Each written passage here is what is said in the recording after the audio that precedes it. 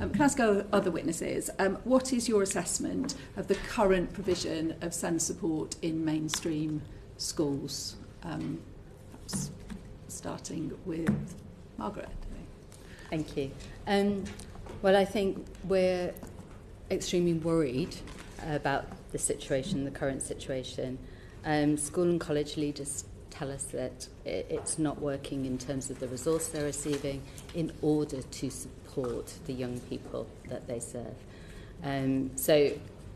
So many issues with the current system that we could list, and I think we're all aware of, but particularly around the sort of lack of consistency, the unhelpful bureaucracy, the inconsistencies around magnet schools and provision in local areas being inconsistent, so not just nationally but locally, the pressure on schools to reduce numbers on registers, the lack of funding coming direct to the classroom. So those are the things we're really concerned about.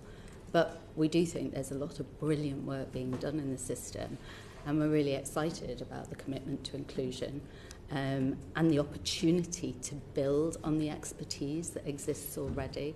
And I think that's one of the messages I'd really like to share today, is that we've got some good practice out there. We need further resource to embed and build on the shoulders of some of that expertise. Thank you. Anna Marie. Yeah, so I'd really welcome an opportunity to add there that for the past 3 years plus, NASON has been involved on behalf of the Department for Education, in delivering a universal SEND services programme, which is intended to reach schools and colleges to really build on and improve their confidence and SEND support. So we've got a really good picture of the overall SEND landscape, and I think I would say the top point and concern there is the inconsistencies around the country, and that there really is a mixed portfolio of engagement with skills development and training, which then can mean a very mixed portfolio of support for children in schools. And every school is required to have a SENCO, and there's a prescribed form of training for that SENCO, but the SENCO isn't enough on their own. You know, many years ago when that role was actually first established, it was quite a different picture in schools.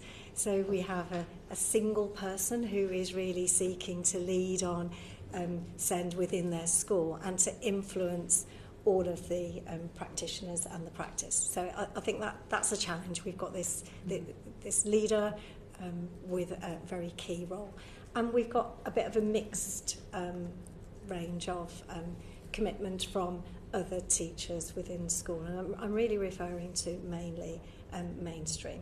And you will know as a committee about the changes that we've had across the education system, the increased academisation. So we have some multi-academy trusts that do some exceptional standout work around inclusion, and we have others that really are focusing on maybe their GCSE exam results in secondary, because they are taking on schools where there's a need for improvement. They're not necessarily seeing SEND as core to school improvement. And we would say, if we can get the provision right for learners with SEND needs, then it doesn't leave anybody else out. In fact, if you set that as the gold standard, it can really create a very inclusive opportunity right the way across school. And if I could, I know we've got a lot of questions, so if I just very quickly say that aside from what's happening in school, there is dependency on other services outside of school. So the speech and language therapists, health provision, that is really crucial. And again, this is where we've got a bit of a mixed arrangement across the country. And then schools seek to compensate if that isn't readily available in the area. So you can find that a teaching assistant, for instance, will take on more health support before they can even begin to support learning, because there isn't necessarily some school nursing or similar other provision, occupational therapists and others. So it's just an example of it's not a one position for all. There's some standout practice and there's some real areas of challenge and concern, and it's not all at the door of the schools and the colleges. It is very much down to other public services in the area too. Thank you. Catherine, and then I'll bring Claire. Yeah. So I suppose when you think about schools, because we'll talk about early years later, but thinking about schools, I think what we haven't done up until now, and we're doing better now, is to really understand the value and the importance of the early years for children with SEND as they feed into schools. That relationship between schools and early years is not particularly strong in some areas, and the early years as a sector is fairly undervalued. Feel very much that they work really well actually with children with SEND. The early years is our best chance to have full inclusion, and that's what we really should be driving for.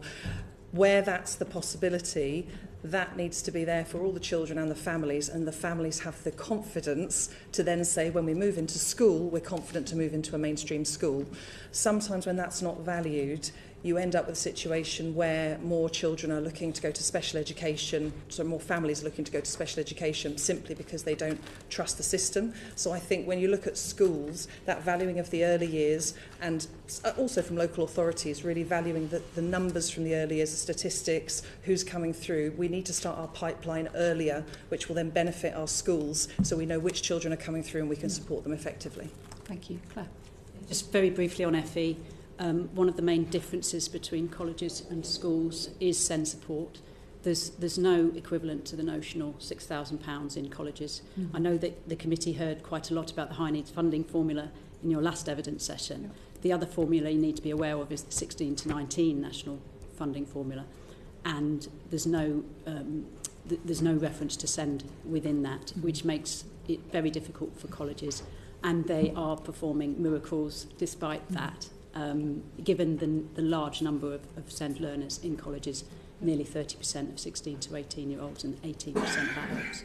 So I think it's urgent that some sort of SEND support funding does arrive in colleges. Yeah, that's very helpful. Thank you.